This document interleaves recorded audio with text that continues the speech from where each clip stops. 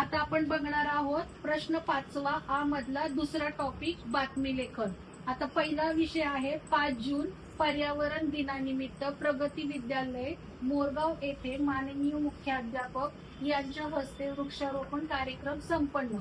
तर आता मी तुम्हाला इथं टॉपिक लिहिले, त्याच्या वेळेस तुम्ही हेडलाईन टाकायची शीर्षक मध्ये तुम्ही काय लिहिणार, दिनांक 5 जून या दिवशी मोरगावामध्ये माननीय मुख्याध्यापक देशपांडे सर यांच्या हस्ते पर्यावरण दिन उत्साहामध्ये साजरा, हे शीर्षक हेडलाईन द्यायची तुम्ही।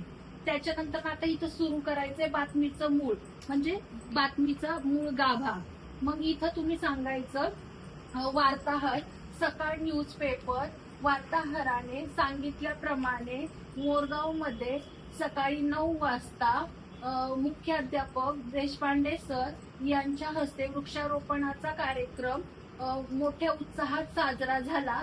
यामध्ये त्या शाळेतील अनेक शिक्षक तसेच सरपंच अशा अनेक मान्यवर व्यक्ती तिथे हजर होत्या। जवळजवळ भरपूर वेगवेगळी झाडे, फुले, औषधी वनस्पती त्यांनी लावल्या। मुलांना व शिक्षकांना त्याचे महत्व सांगायला लावले। त्याच्यानंतर मग तुम्ही इथे लिहायचे स्थळ व दिनांक। स्थळ इथं कुठे आहे, मोरगाव। मग ते लिहायचं इथं स्थळाच्या ठिकाणी मोरगाव, किती तारखेला झाला ती तारीख इथं लिहायची।